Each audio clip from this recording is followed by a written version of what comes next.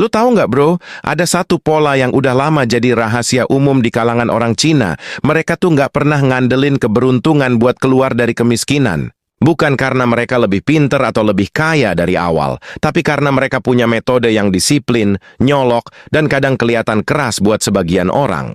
Mereka percaya bahwa miskin itu kondisi, tapi tetap miskin itu pilihan. Dan pilihan itu dibentuk dari cara lo bersikap setiap hari. Bukan cuma dari peluang besar yang jarang lewat. Makanya, kalau ada satu hal yang bikin mereka jarang banget stuck di titik paling bawah, itu karena mereka punya pola hidup yang fokus ke perubahan yang bisa diciptakan, bukan yang ditunggu. Yang pertama kali mereka pegang itu cara berpikir. Mereka selalu mulai dari hal kecil yang bisa dikontrol dan bukan dari keluhan. Buat sebagian orang, keluhan itu kayak angin lewat. Tapi buat mereka, keluhan itu sinyal bahwa ada sesuatu yang harus dibenerin dalam cara hidup. Jadi dibanding bilang hidup susah, mereka bakal mikir apa yang bisa dilakukan detik itu juga biar hidup nggak tambah susah. Contohnya, banyak keluarga Cina yang dari awal udah ngajarin anaknya ngatur duit meski cuman receh. Mereka percaya kalau lo nggak bisa ngatur Rp1.000, lo nggak akan bisa ngatur 10 juta. Karena itu, uang bukan hal yang harus dicari dulu, tapi harus dikendalikan dulu. Mentalitas kayak gini yang bikin mereka jauh lebih siap naik kelas ketika peluang muncul.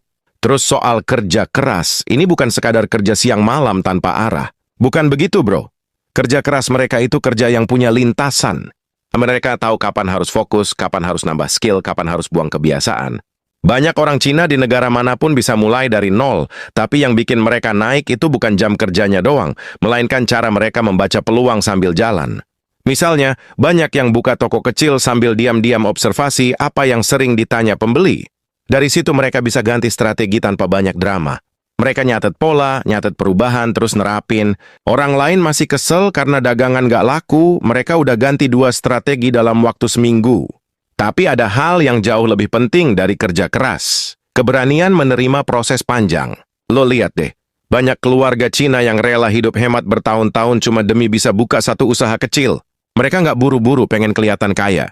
Mereka bahkan sering dibilang pelit, padahal yang mereka lakukan itu ngumpulin modal sambil menjaga fokus. Buat mereka gaya hidup itu selalu belakangan. Yang utama adalah punya pondasi. Kalau pondasi udah kuat, baru lo boleh ngomong soal kenyamanan. Itulah kenapa banyak yang bisa keluar dari kemiskinan, karena fokus mereka bukan pada hari ini, tapi pada 5 tahun ke depan.